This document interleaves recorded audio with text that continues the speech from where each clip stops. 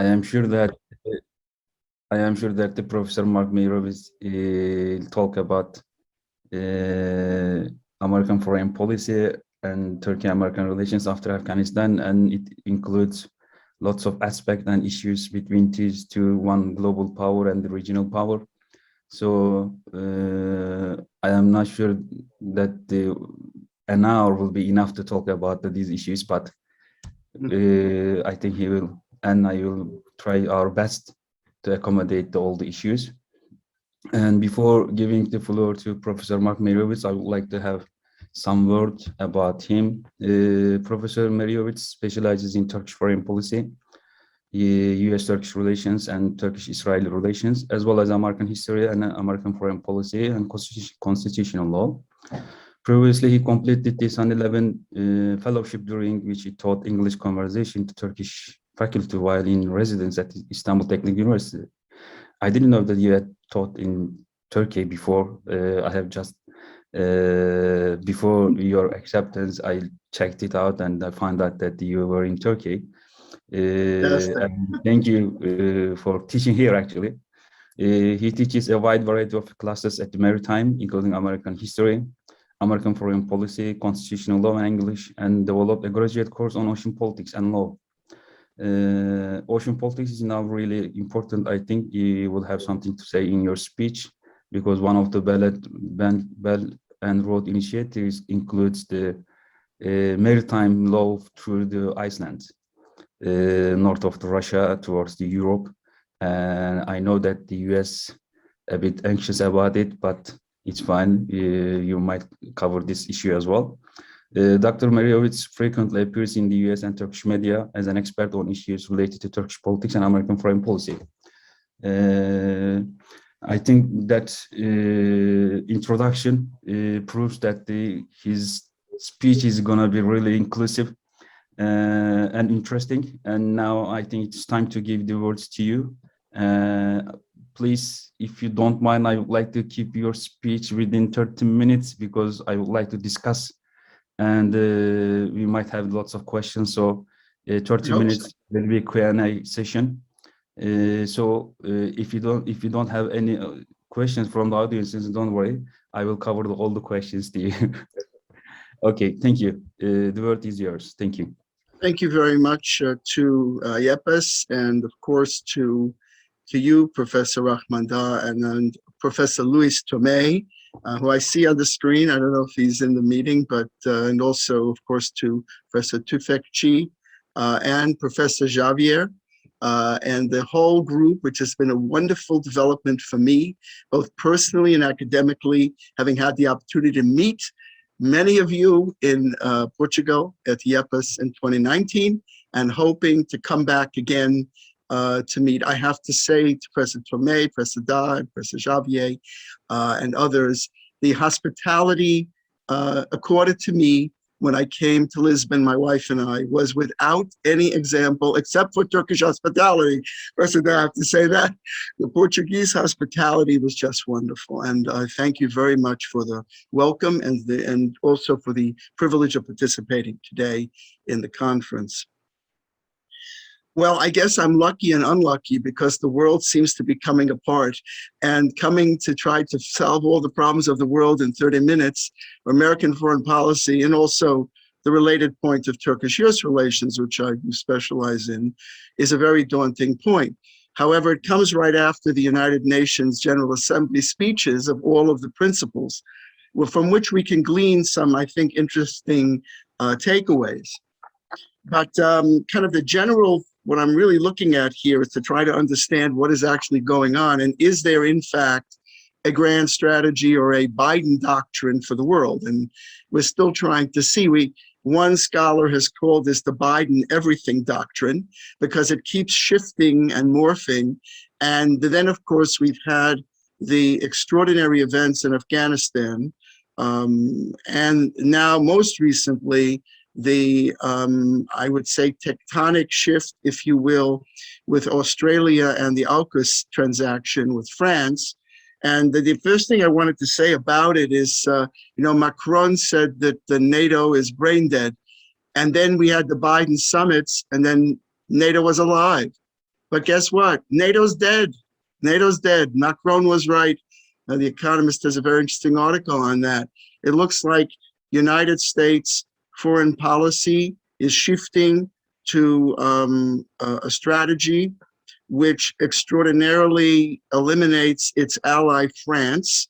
Now, it's interesting, in today's New York Times, there is an editorial written by the editor of the Le Monde, and it is really quite extraordinary. I mean, remembering, I teach American history also, besides American foreign policy, that without the French, America would not have won the Revolutionary War. I mean, we wouldn't have. The French came to our assistance. And actually, there was a dinner that was scheduled on the 240th anniversary of French-American friendship, and they canceled that and withdrew their ambassadors after the United States made this stealth deal with Britain and Australia. Says the editor of the Le Monde, the European Union's Indo-Pacific strategy was presented on the very day the deal known as AUKUS became public. The plan was drowned out by the uproar. So Europe was actually trying, perhaps, to implement what Biden had tried to do at the summit, which is to get the Europeans together in a strategy to counter China. Now that strategy is in tatters. Now, let's see just in general in terms of Biden's implementation of foreign policy. I'm going to talk a little about his UN speech. The Afghanistan pullout was in the polls in the United States. And again, Americans wanted withdrawal from Afghanistan, but the implementation of it was clearly a debacle, a disaster, and has many ramifications, which we'll talk about. Similarly, the French deal, French, the AUKUS, and the British, Australian, U.S. deal is probably a very good idea, because China, again, I'm just giving you my reaction in terms of my own personal idea, in the terms that the Chinese have lagged behind in nuclear submarines, and our Indo-Pacific strategy, our Pacific strategy, is very much dependent on using Australia and our alliance with Australia to make that successful. So the idea of it was perhaps, I don't know, it seemed to be utilitarian, appropriate, but the way it was implemented was completely botched. In terms of a major ally like France. And the question, the takeaways, and many takeaways here from these events, and that is, where does that leave Europe? Where does that leave NATO? Where does that leave the EU? If you listen to even the British head of the Defense Committee in the Parliament after the debacle in Afghanistan, Tom Tugendhat, he said very clearly that maybe there would not be one leader in the world that we should follow. Meaning, of course, the United States.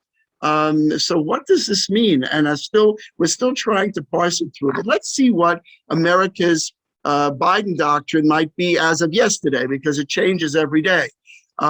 So what does Biden, what is his vision for the world? Well, he says, we've ended 20 years of conflict in Afghanistan. We closed this period of relentless war. Some commentators have said that we're still involved in anti-terrorism. We're still involved in Iraq, in Syria, and around the world. We're opening a new era of relentless diplomacy. Okay, I'm not really sure I know what that means, relentless diplomacy. But anyway, moving on. He talks about reaffirming our sacred NATO alliance to Article 5 commitment. That's another one. There's some extraordinary things in here. He talks about the Quad partnership with Australia, India, Japan, and the United States. And then he says as follows: make no mistake, the United States will continue to defend ourselves, our allies, and our interests against attack. Defend our vital U.S. interests against ongoing and imminent threats. And then he says, and now this is, I think, one of them, I don't know if people pick this up, but this is pretty extraordinary. The mission must be clear and achievable, undertaken with the informed consent of the American people, and whenever possible, in partnership with our allies. I mean, I fell off my chair when I read that. And then he says, US military power must be our tool of last resort, not our first. And it should be used as not as an answer to every problem we see around the world. Many of our greatest concerns cannot be solved or addressed through the use of force of arms.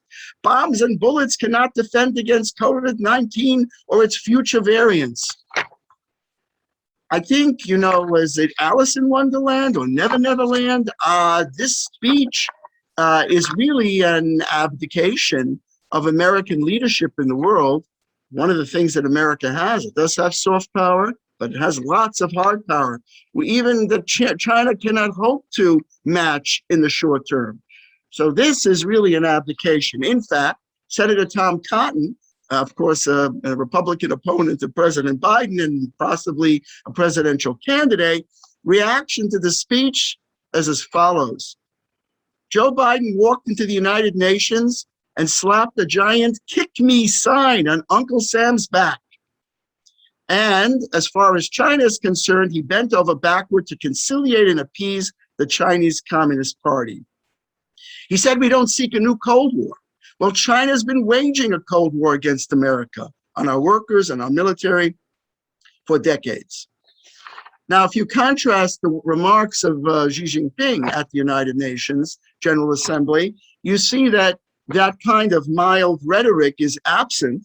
And it's, let's say, maybe there's some hidden points here of criticism against the United States and against the concept of democracy.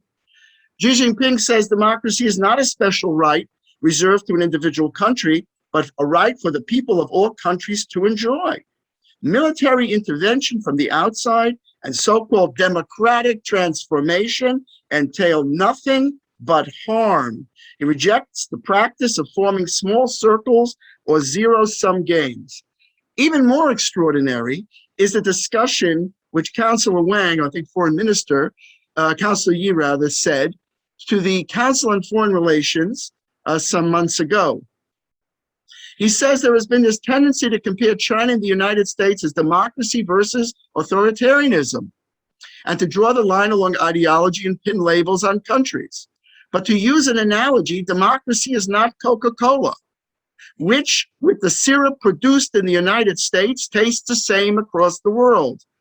A single model and single civilized world would be lifeless and dull. Then he goes on and claims that China is a representative democracy that embodies the will of the people, is endorsed by the people. Again, again a Never Never Land here of complete illusory statements that are far from reality.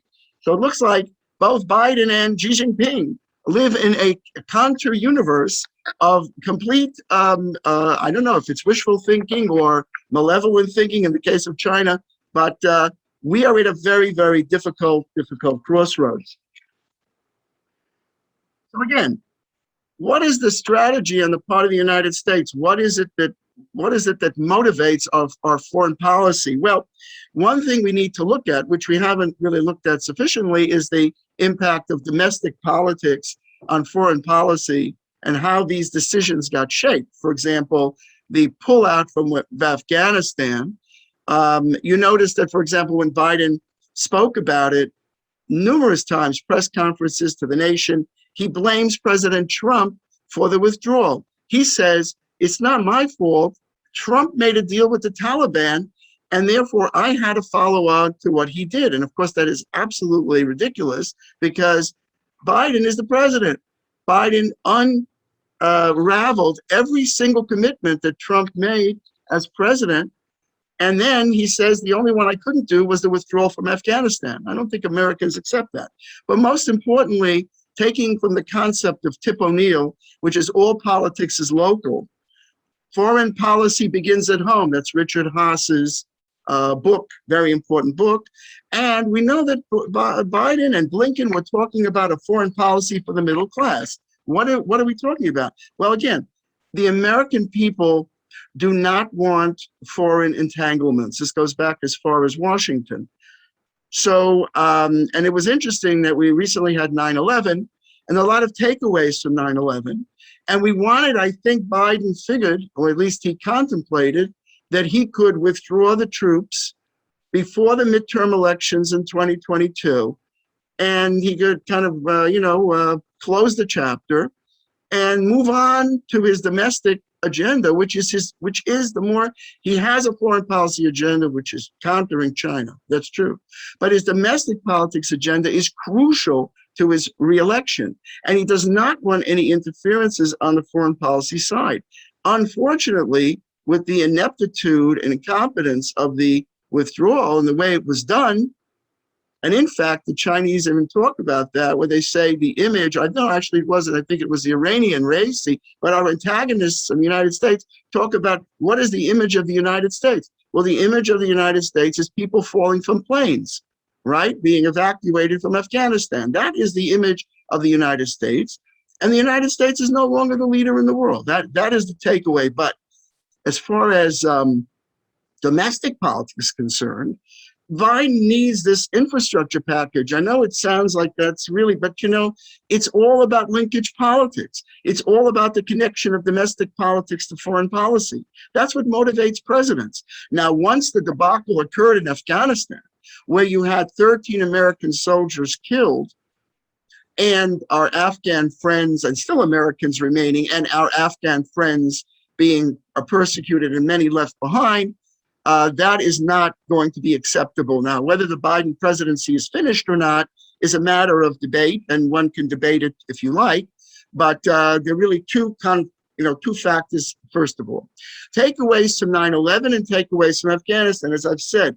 First of all, the main takeaway from Afghanistan, at least in the foreign policy part, is the fact that our allies are saying they can't depend on the United States. But the other thing is the incompetence of the administration in the withdrawal. That resonates across foreign policy, domestic policy, and hurts the Democratic Party. And again, all politics is local. But as far as 9/11 is concerned, there was also, I think, a miscalculation on Biden when he announced that he was going to withdraw all the troops by 9/11.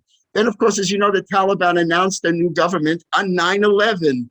Now, what's the point? The point being, in 20 years, the United States has not faced an attack on the homeland, right?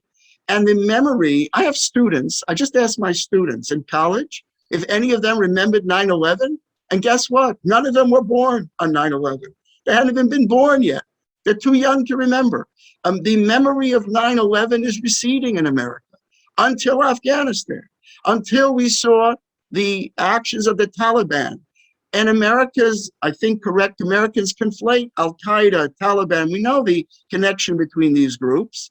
And now, quite contrary to the idea we're 9/11 and we're going to move forward from terrorism, and in fact, Biden's statement that Al-Qaeda was no longer in Afghanistan, which I note, the New York Times, which is a Democratic-leaning newspaper, Democratic Party-leaning paper, I have never seen an article like the one where they took the statements of Biden about Al-Qaeda in Afghanistan and other statements and wrote in the paper, this statement is false.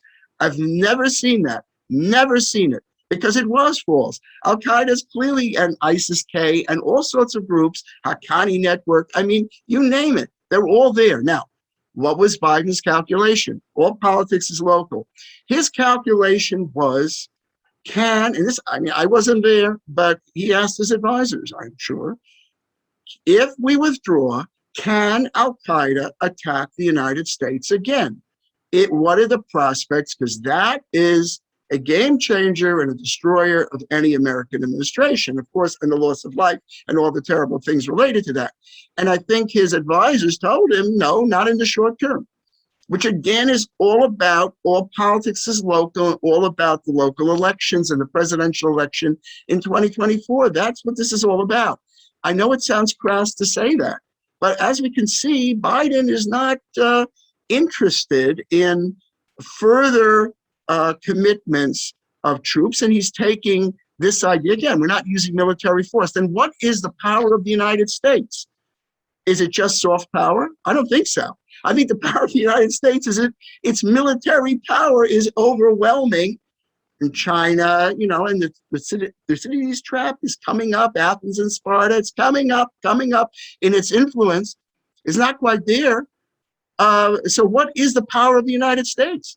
And I would say on the point about soft power and hard power, China's soft power and its Belt and Road Initiative has been shown to have a severe deficit, especially on sharp power, which its interventionist and interference in democratic institutions akin to what the Russians have been doing in terms of their interference in the United States, and because the Confucius Institutes and other things that the Chinese have done are directed clearly as an element of sharp power to undermine democracies, at least democracies as Americans define democracy. I'm not saying, I mean, again, the soft power deficit of China is also undermined by its treatment of the Uyghurs. I mean, clearly. And I did note that in President Erdogan's talk in the United Nations, he does mention the Uyghurs. And that's a very, very important point. And the Chinese deny it. If you read it, you'll see they deny it's true. But, you know, it's true. It's clearly true. Now, the other point is just about the region. So the United States appears to be veering away from Europe. What does this mean for NATO, for EU? You know, working with the post-Brexit Britain, you know, in an alliance, a secret alliance. Can you imagine a secret alliance veering away from France, from other European powers, is very significant and focusing completely on China. I mean, there are other implications throughout the world. Now, I just wanted to resurrect for a moment a very interesting article that was written by George F. Kennan. I know all of our scholars of international relations know the famous X-telegram that he wrote as an observer of what the Soviets were doing. He says this, now this is about the Soviet Union, but you know, if you want to do like substitution, see if you want to substitute communist China. It will be clearly seen, says Kennan, that the Soviet pressure against the free institutions of the Western world is something that can be contained by the adroit and vigilant application of counterforce at a series of constantly shifting geographical and political points corresponding to the shifts and maneuvers of Soviet policy, but which cannot be charmed or talked out of existence. This is very, very brilliant point. You can pretend till tomorrow. You can have relentless diplomacy till tomorrow. The Iranians will still be developing nuclear weapons, the North Koreans will still have nuclear tests, and the Chinese will be developing their military infrastructure to an extent that is shocking, including their nuclear capability. I mean, these are things that sit. And again, it says the Russians look forward to a duel of infinite duration, and they see that they have scored great successes, right? So in other words, counterforce and containment. Now, I know Professor Tomei has his theory about containment. This is very, very interesting. Engagement and containment. I think it's probably, I'm hopeful about it, but I'm concerned in the direction that we're going, where the bifurcated policy of containment and engagement becomes less and less applicable. And you know, again, if the United States retreats and there's a vacuum, who fills that vacuum? I mean, it's Russia and China in all respects, in all parts of the world. Now, I did want to talk a little bit about Turkey for a few minutes as well, not to give you know, equal time to Turkey. Just talk a little bit about where Turkey is at the present time. What are some of the flashpoints in? Because you told me 30 minutes, so I'm trying my best to follow the moderator's lead. You know, again, I'm going to go back to all politics is local, because again, all politics is local. In the United States, we have a divided government, we have a presidency, a Congress, and Turkey has done pretty well with the presidency. And I'm saying not, no, we've had some big glitches with the Johnson letter and the embargo and all the things that we've had in the past. But President Trump was pretty, helpful to Turkey to do some interference. And Biden had a good summit with President Erdogan. It's in Congress where the Turks have had their big problem. That big problem has been with Congress. 2019, Congress passed a joint resolution of both houses on Armenia and on sanctions. And in fact, the United States implemented sanctions because the National Defense Authorization Act contained a mandatory sanction. Now, and then of course, there's the issue of the S-400. I wanted to say, just so I don't want to forget this, because this is really, truly so interesting. And that is, President Erdogan has a new book called A Fairer World is Possible. And that's really, really interesting to me, because to my mind, I know Secretary General Guterres made a speech where he said he is so worried about the world. And I think that is such a great point. The world is on fire. There are tremendous problems, and he's seeing that. But the problem, just as an aside, in terms of the United Nations, is the fact that the structure, in my opinion, of the United Nations, this is exactly President Erdogan's point, where he says the structure of the world is greater than five, and the five permanent powers, and they control everything with the veto. I'm not saying his proposals for structure, but his idea of analyzing the United Nations and its efficacy would be very, very important. In that, if you look at the major crises of the world, the United Nations has been, brain dead. I mean, use Macron, I'm stealing his name, right? His word. On COVID-19, the World Health Organization was essentially co-opted by China and was ineffective and actually produced disinformation. On Afghanistan, certainly humanitarian aid, that part is fine. But on the political part of it, you essentially have a group of terrorists entering a country, taking over a country, and subjugating its population and murdering part of its population. I'm sorry, am I living in an alternate universe here? I mean, and in terms of the subjugation of women and women's rights, is one of the great atrocities of the world. And it's insufficient for President Biden to say we support women's rights, or Blinken saying we support women's rights. That to me is not a policy, and stating that the Taliban are businesslike and professional. So I think the United Nations has so severely fallen down, and they are not capable. The UN Human Rights Council contains some of the biggest human rights violators in the world. And in fact, some have looked at the, not just the main United Nations structures of the General Assembly Security Council, but looked at these others, WTO, WHO, etc., and China's desire to co-opt and control these institutions. And this does not work. If the Secretary General is calling an alert an emergency, then he should have an emergency of some sort or do something about it, but the structure is not amenable to that. It is not amenable to actually, and again, let's be realistic. United Nations was formed after World War II in order to address the post-war world and to prevent, through collective security, a resurgence of aggression. It has been woefully inadequate in doing that. Now to Turkey, just to Turkish, US relations and Turkish foreign policy very briefly. Look, in the world that we see now, I think Turkey has opportunities to show real leadership, no question.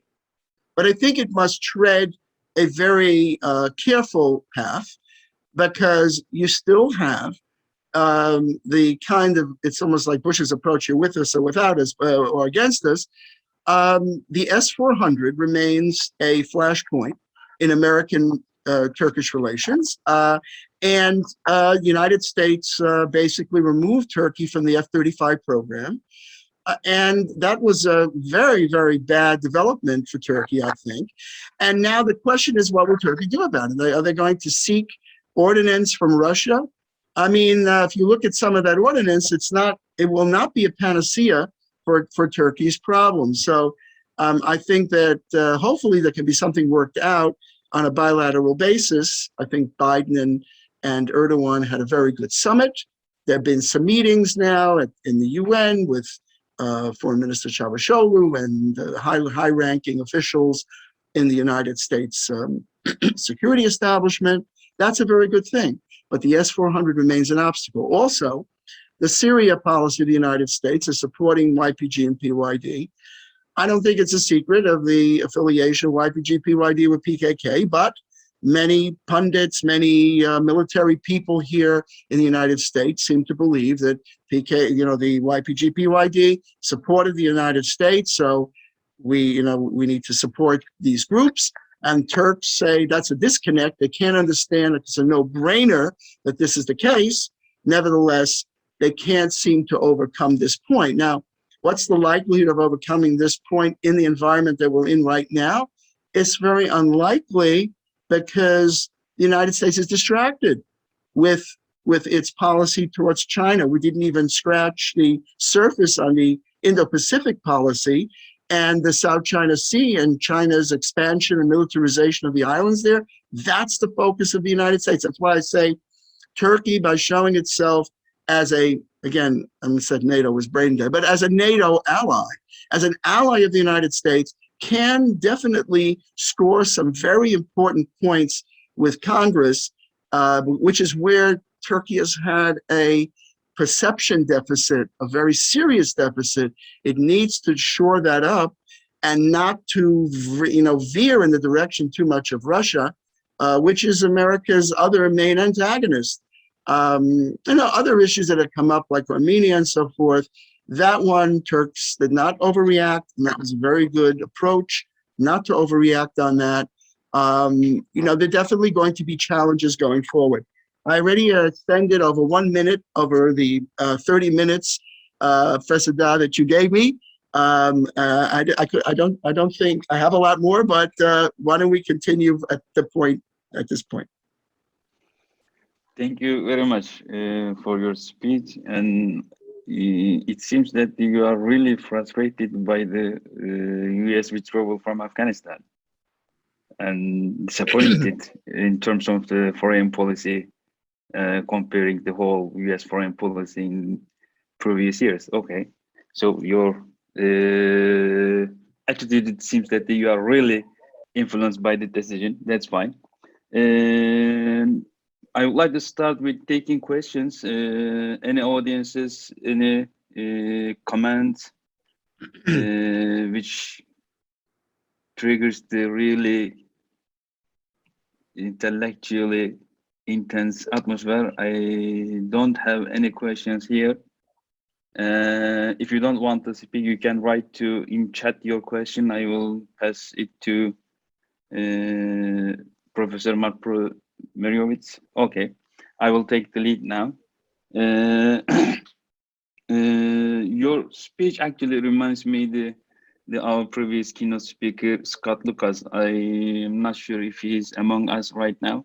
His point, the connection between the local and global, he says the national first policy actually starts.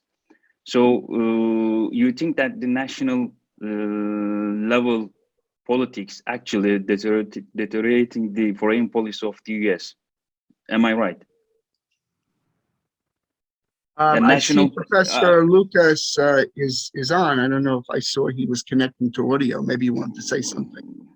Oh, okay, but so I would like to. And in the meantime, no question that the local politics is the main driver in these decisions. I mean, again, on China, the whole, like, if you think about it, traditionally the relationship with China all these years was all about trade, and all the issues were about trade. You really didn't hear until President Trump this kind of rhetoric against China and its militarization and the China virus, and all these things were quite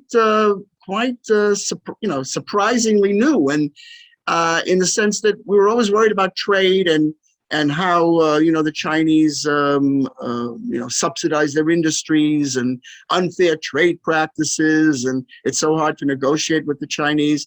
Now the discussion, it's almost to me, it's almost like the story of Rip Van Winkle, who was asleep for 100 years or something and woke up, and suddenly the world, he looked at the world and, oh my God, look at the world as we see it today. Answer, that's what happened with China. Many of our decision leaders woke up and they looked at China and they realized that China is highly aggressive. What a shock. What a shock. I remember the 1990s, it was a little, but a couple of IR theorists, they talked about the possible rise of China within the 20 or 30 years, and I think it is now time. So after the 1991, when the bipolar Cold War allegedly turned into a unipolar system, most of the academics, while they were trying to say the unipolarity is now the currency in the world system, and they legitimized their position that if it is possible to have some more other great powers, it will be within a couple of decades. So I don't think it is something new that all the contents created in 1990s, actually some of them took part in the several US administrations. So I don't think it is new for the American administration that the Chinese economic rising will come up with the military and the political rivalry in the near future. So it's not about the Trumps just woke up and say, okay, we have unfair trade. You are getting more advantage of the trade agreements in the world, so we need to change it now. I don't think that was the case for the American US policy. So from that point, don't you think that they are aware of this issue, the rising of China? And if they are aware, it means that they are not prepared yet. Well, so I wouldn't think that, for example, in Admiral Davidson's testimony in the Senate, the House, about China being the greatest existential threat to the United States, I hadn't heard that one before the last couple of years. And I think that the Trump reference to the virus as the China virus, that also, created a level of tension, but it also made China into a domestic political issue. Now, the Chinese reaction to that kind of criticism, as you see with Australia, is extraordinary.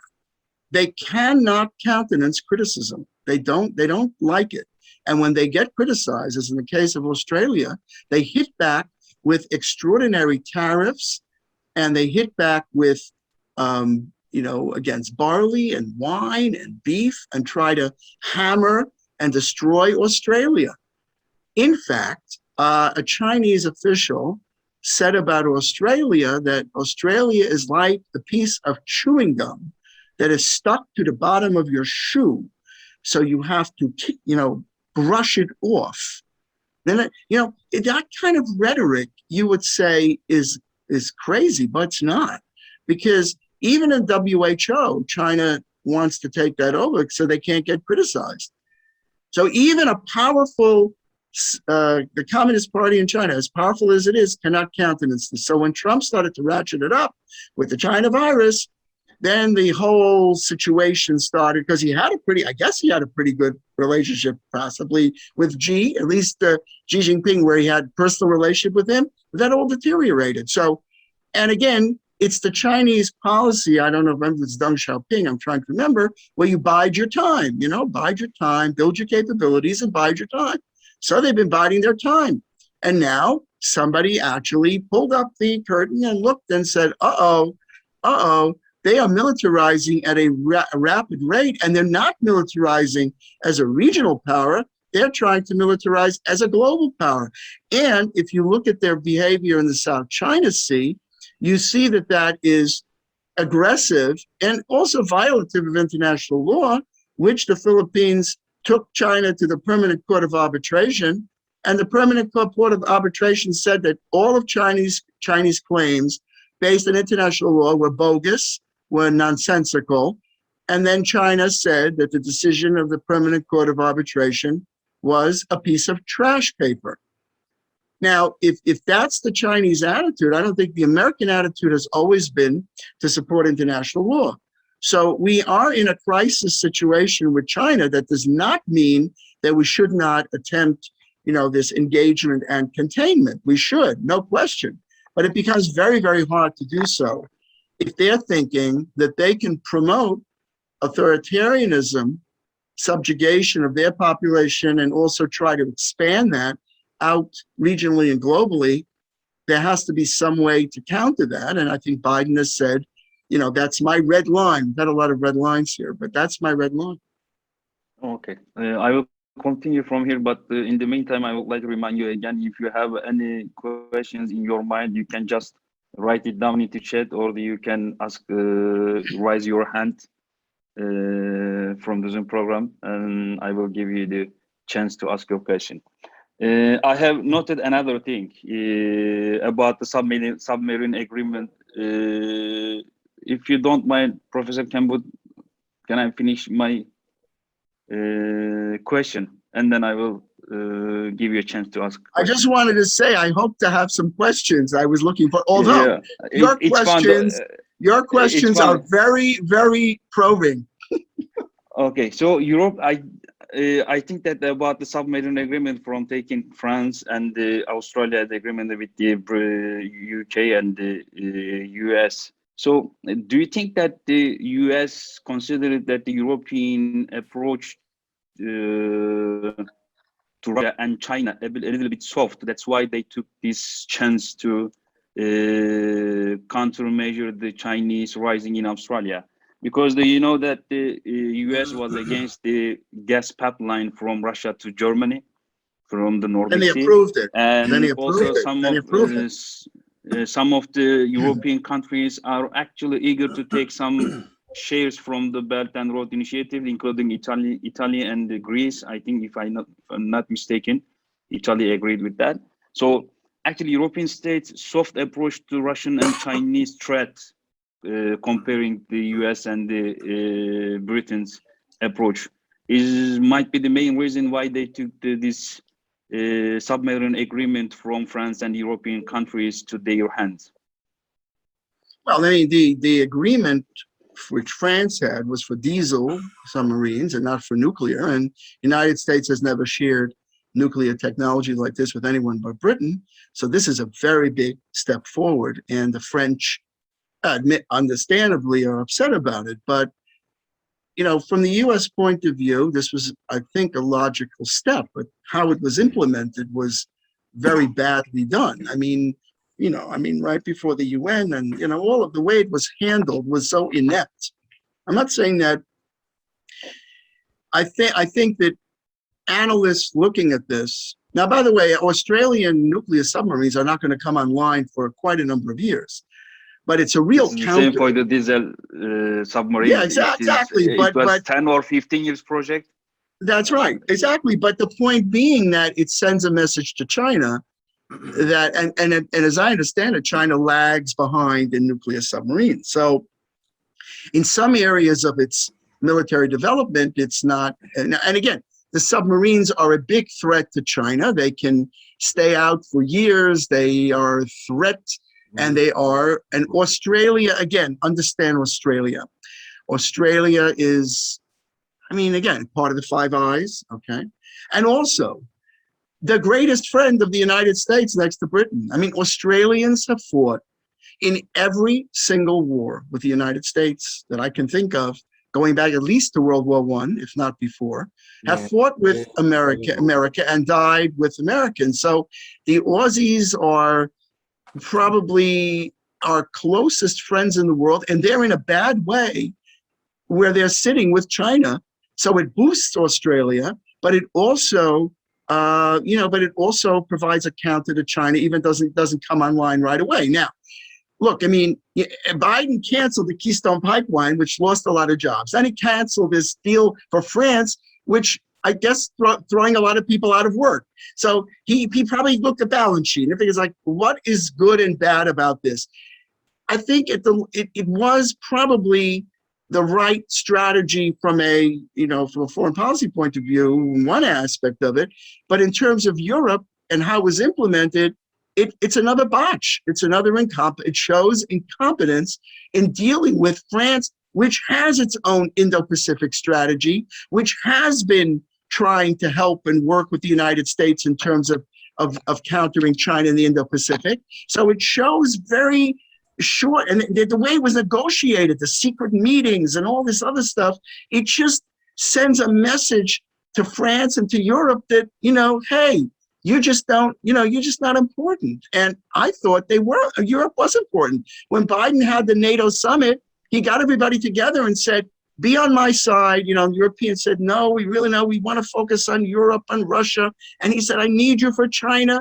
And the NATO allies came on board and everything was rosy and lovely. And now it's just horrible. So all I'm trying to say is that when Biden's implementation of policy is in terms of America's reputation, if we pulled out of Afghanistan and our allies were aghast at how they weren't consulted and Boris Johnson couldn't get Biden on the phone and they couldn't, America just pulled out.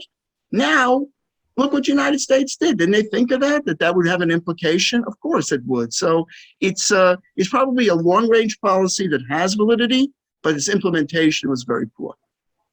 Thank you. Professor Campbell, you can ask your question right now. Thank you.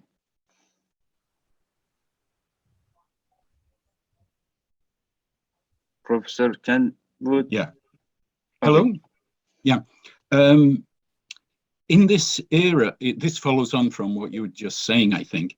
In this era of heightened identity politics, is the Anglosphere one of these identities that is on the rise, and the AUKUS agreement and the way it came about, actual evidence of this? I've been skeptical about the idea of the Anglosphere in the past, but I'm wondering if there's a combination of leaders at the moment who, for whom this is very significant, and thinking about all politics being local politics, is this a manifestation of white American thinking on the part of Biden coming out at the front? As far as the Australians are concerned, as you said, they've always been America's best friends, and they're out in the cold because of China.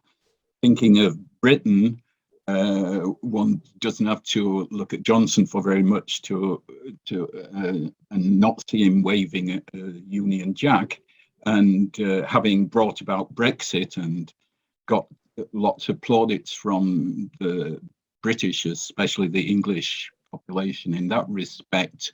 Upsetting the French is not a bad thing to do for a British politician. And there are possible material or strategic aspects, and that is, if Scotland becomes independent, which I guess most people in Britain think it will do, there's the question of where does the British nuclear deterrent goes, and Australia would be, it's half a world away, but it would be one possible basing place. And so it would get Britain out of that, or get the Westminster government out of that particular problem. What do you think about the rise of the Anglosphere as a new bloc in the world?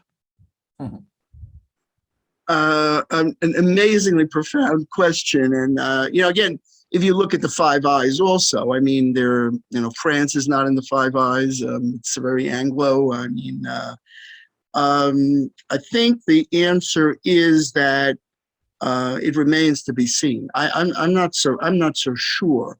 As far as Boris Johnson is concerned, Boris Johnson was very, very upset about the way in which Biden pulled out of Afghanistan. And when I watched the debate in Parliament about the pullout in Afghanistan, that was just, I've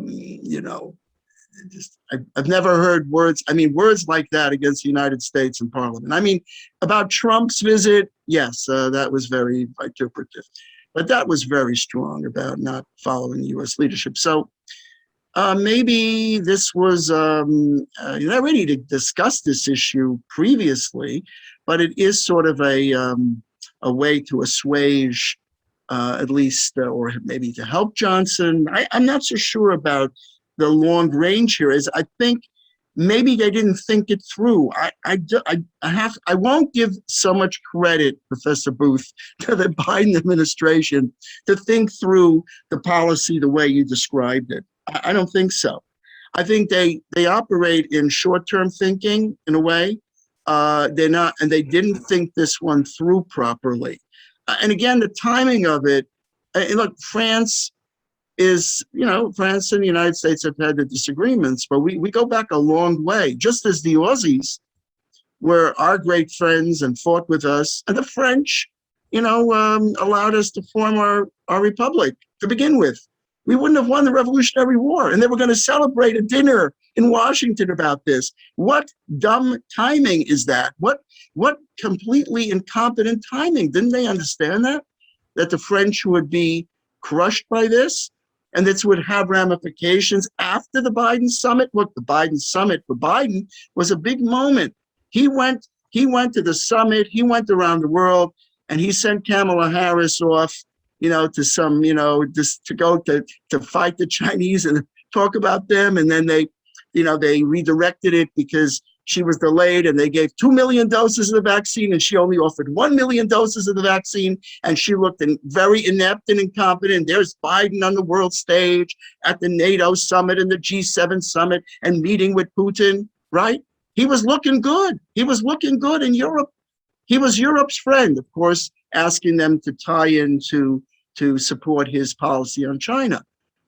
Now, he handled it poorly. So I don't know if I wouldn't give him credit for such a coherent policy, because I don't see any I don't see a coherent policy from the Biden administration, literally on anything. I mean, the way they pull out of Afghanistan, what they did on this AUKUS thing, as I said, maybe in the long range, it's a good idea, it is. But how it's implemented is also equally important. So why alienate an ally like France if your strategy is the Indo-Pacific strategy? If that's your strategy, you should be working with them. So I'm not so sure. I'd have to give more thought to your theory, but I'm not going to give Biden that much credit. Okay, thank you. We have another question from Christian Ploberger. I think it's better if you just state your question with. Are you addressing connected with us? Okay.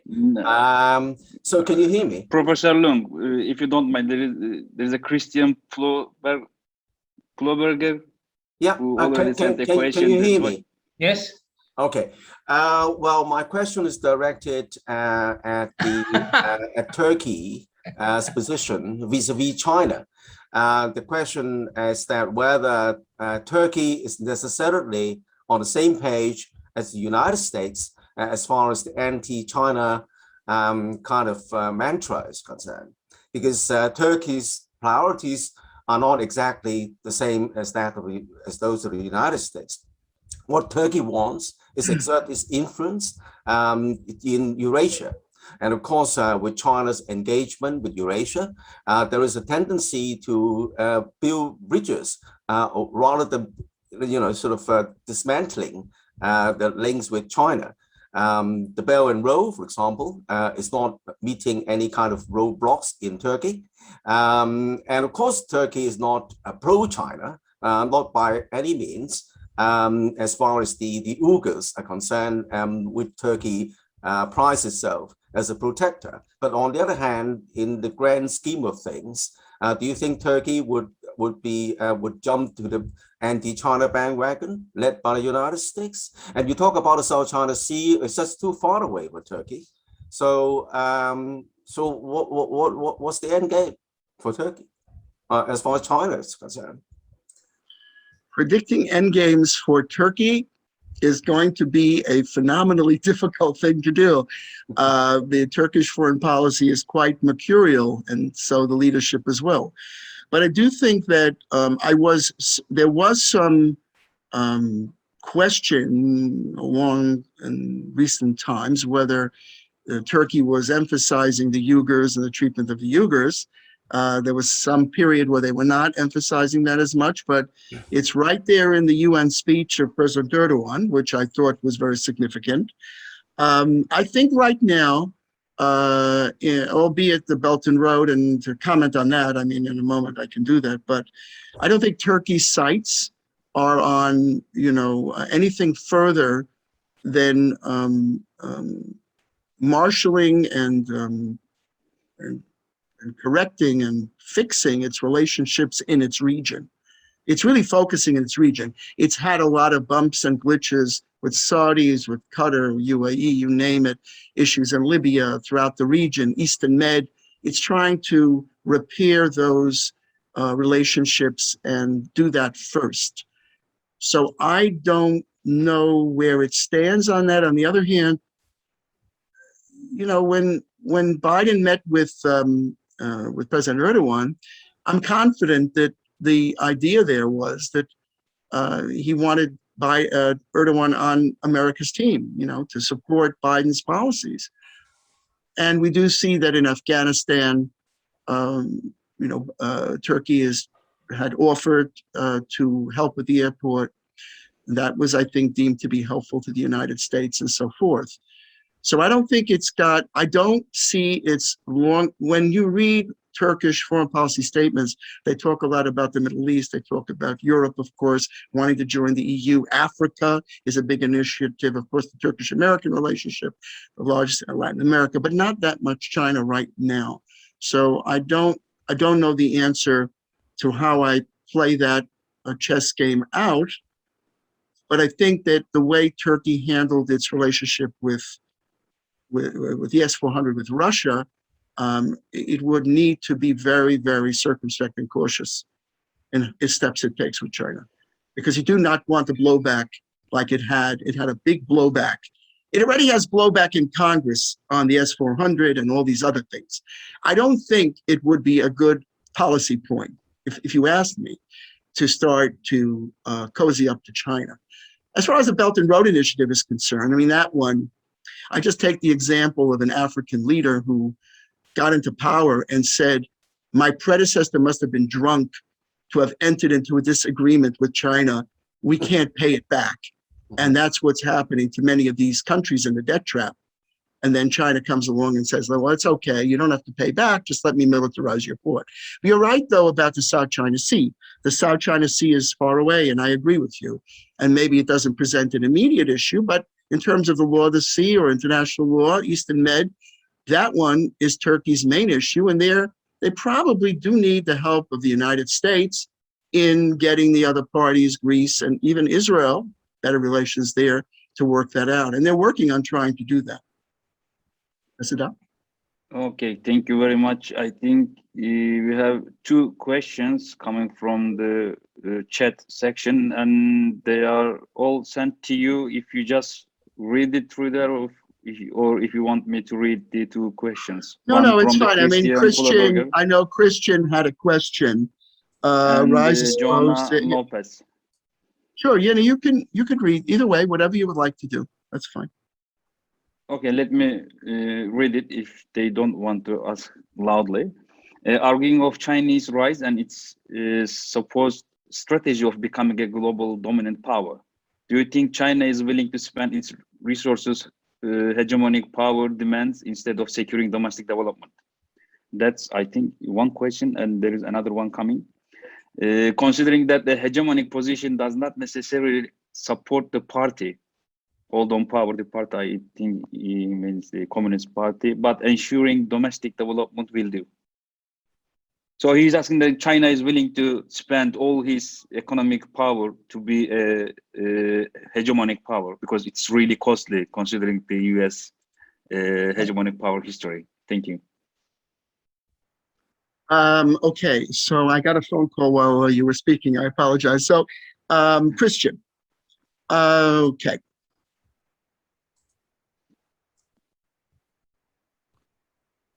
So you, well, you are reading it again. That's Christian. That's kind of what we call the in America the $64,000 question. I mean, well, yes, it's excellent. I don't have that much money to give you, but you deserve it. But the point, of course, is to what extent will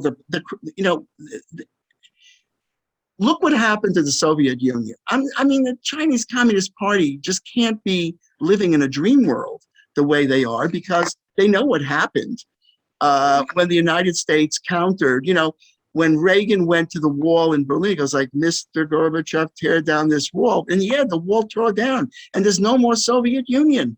And they know, the Chinese Communist Party knows that by repressing people and by facially recognizing them and by suppressing and persecuting the Uyghurs and other things that they do, that is not a long, they can keep, I guess they can keep the country under suppression and the economy is good and all of that. But if their real goal is hegemonic power, you're absolutely right. I think that is going to fizzle out. Not right now, but if they're going to put all of their efforts into building their military into a global power, right? How does the party remain its hold on power? And that was exactly my question when I was at a conference in the United Kingdom, and I asked a professor at the Confucius Institute who was giving a talk, when how is it that you have a communist party where the people in the party who want to rise up can't, because Xi Jinping is the leader for life? And the answer that he gave me was that Xi Jinping has his own opinions and anybody can disagree with him. I mean, is that silly or what? I mean, it's ridiculous. So there's no mobility up the party line because the guy on the top, in fact, the children in China now, look, I love China, I have nothing against the Chinese people, but honestly, would you like to have your children study the philosophy of Chairman Xi Jinping when they go to school? I mean, that's probably as boring. I remember Stalin wrote a book on philosophy and everybody thought it was ridiculous. Nobody really studied it. But in the Soviet Union, friends of mine who lived there, they used to go to school and study. They studied Lenin and Stalin and Marx and Engels. They would go home and all laugh and think it was so ridiculous. I don't know what they're doing in China. Are they serious about their ideology? So my point being, that party, I think, understands that all empires have expiration dates, just like containers of milk. So I don't think that they understand that. So I think your point is well taken about the use of resources to maintain hegemonic power is very risky in maintaining their hold. And how do they maintain their hold? Through repression. Joanna Lopez, let's see. Oh.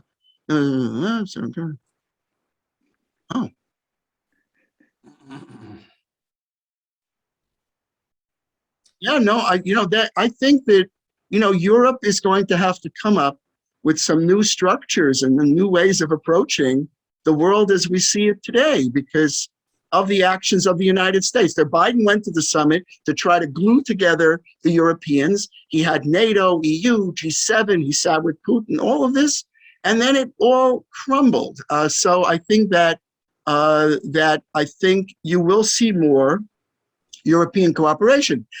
However, will this amount to strategic autonomy of the kind that Macron talks about? I'm sorry to do my Brooklynese, forget about it. I don't know if you see American, that isn't going to happen. American leadership is indispensable in the world. So I think that the Europeans are going to have to work with the Americans to try to wake them up. Again, another Rip Van Winkle moment to understand that Europe is there. And, America cannot just point its vision to Asia and expect that to be, the sole focus. It can't be. America is the major power in the world. It is the power that maintains the rule of law. It is the power that will maintain world stability. And Biden can talk about relentless diplomacy till tomorrow. It's the might and the military might and the hard power might of the United States, with our soft power as well, that will make this world a stable world. And yes, democracy is like Coca-Cola, and the taste of American Coca-Cola in democracy is the best tasting Coca-Cola in the world, which is why everybody all over the world wants to come to America to be educated and wants to have good relations with America. So I'm looking forward to a peaceful future with American leadership. I hope that answered your question. Okay. Another question is raised. I think Professor Andrew. Yeah, I have two more questions, but I will use the rest of the time for your question, Andrew, and we have 10 minutes left for the next panel. So if you don't mind, I would like to give it short. A very quick intervention as far as China's model is concerned. China's model is, of course, is not democratic, but has proven to be very, very successful with the Chinese nation, because the whole most of the Chinese people, the vast majority's lives have been miraculously changed under the tutelage of the Chinese Communist Party. And then if you read the Harvard Kennedy School latest report, which was out a couple of months ago by the Harvard Kennedy School Ash Center, it has conducted a survey of so many countries around the world, including a lot of democracies, including the United States, and has found China, in terms of people's support of their government, ranks the top of the pile, multiple ranks above the United States. Now, I think what China is saying is that, okay, we are not at the same kind of democracy, but then if the democracy's objective is to improve the lives of most of its people, then our system define democracy within quotation marks in Chinese terms is better for the Chinese people. It's not, in fact, China has not openly exported the system. So obviously there's some freedoms and liberties are circumscribed, but then if you go to China, go to any China city, provided you don't tread on the red lines. So China is very, very free to that extent. So I just want to enter, and I don't want to hope to convince you, because we're coming from very different places. I know where you're coming from, and you know where I'm coming from. But I just want to enter an intervention. Thank you. Well, Professor Leung, can I just say, you don't have to reply that comment. No. I wanted to say, no, I do, because I think the way the statement was phrased was very, gracious, and I respect what you're saying, absolutely. And I think Americans' greatest wish, since again, all foreign policy belongs at home, and no Americans don't want a Cold War with China, and Americans want good relations with China. Americans want trade with China. Many of our products, are from China. We are, we've had a very good run with China. So I think that we need to find a way through this. And you're right that there are definitely, a way to look at this with the glass of water half full, where how the people in China have benefited from the Chinese regime. There's no question about it. The question is, where do we go forward in the relationship between the U.S. and China? And there are definite, and I think that if you look at the debate in Anchorage, the tenor of it was so vituperative, so strident, that was very concerning. I don't think we should sit and lecture each other. And you didn't do that, by the way. You were very gracious and very nice in what you said. And I respect what you say. But I think our diplomats need to stop, this strident back and forth and lecturing each other, and sit down and maybe close the door and have a private conversation and try to figure out the commonalities. But at the same time, it's concerning from a country like America, which actually sees itself as an arbiter of world democracy and even goes as far as trying to export democracy. That's another seminar, another discussion. And that's something Americans do. We have a human rights website in the State Department where America criticizes everybody's human rights. Okay, so that's the American way, and I don't think we're going to change. And that's our attitude because of our belief in freedom for everyone. That applies to China as well. So I assure you, the American people love the Chinese people. Okay. 6 minutes left before the next panel, but I would like to, I'm not sure if I need to ask, but I think we need to clear it up, this issue. As far as I know, that the Taliban is not a terrorist list of USA, isn't it? So the way of you describe Taliban in Afghanistan, it was almost, you convinced that it's a terrorist group. So Well, it's a free country. I mean, the truth of the matter is, well, I mean, I am asking look. your opinion. Look, let me say. Why do you expect U.S. government to treat Taliban as a terrorist group? Because it's not in terrorist list, so they can have a good relations with them. Right. Of course, they shouldn't have good relations with them, and they shouldn't occupy the United Nations seat. And they have come in with aggression. And the fact that they think that they can set up a government just like that violates all rules of international law. And I take President Bush's definition, either you're with the terrorists or you're against the terrorists. So if, in fact, the Taliban shows that they are against al-Qaeda and against all these groups and will not allow them to flourish and allow them to come back, then I think that a lot of Americans and American leaders will want to work with them. Yes, but they're going to have to let women go to school, women come to work, and not, execute their opponents. And also, by the way, for the next conference, let's have a seminar on what is terrorism, because that one, I defy you. You give all our students the assignment to define that word, and it's very hard to define. So I took it upon me to say that their affiliation with al-Qaeda is transparent, and they are real. I looked through it, and I say, if they're with al-Qaeda and they have the head of Haqqani Network, who is wanted as a terrorist in the United States on the FBI most wanted list, then maybe they have some essences of terrorism. But again, your point is well taken. Okay. A leap of faith. Thank you very much. I think we have 4 minutes left because this session we need to change our administrative stuff for the conference. So the link is going to go out and on within a second. So let me say thank you very much to everybody. And I'm sorry, go ahead. Okay. You want to say something? So just when you drop out, please rejoin us for the next panel as well. Another thing I would like to announce before I thank you, Professor Mark Meirowitz. Most of the sessions I come up and pop up in your screen, so I don't want to be next panel. Normally it's planned to that I am going to moderate the next panel, but it's better to change the face to who moderate the panels. So next panel is going to be moderated by the Professor Bezen Coşkun. She's going to cover my space.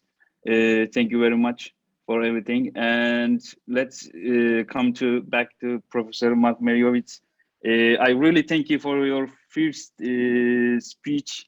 I really find out that you are internalized or something really close to American foreign policy, and so painted with the last couple of policy issues. But that's the nature of the foreign policy. You can't just expect that they will they will act according to our thoughts.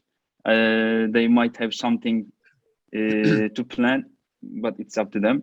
But thank you very much for your comments, speech, time, and I would like to thank again all the audiences for their patience, for their contributions, and to make this session really interesting.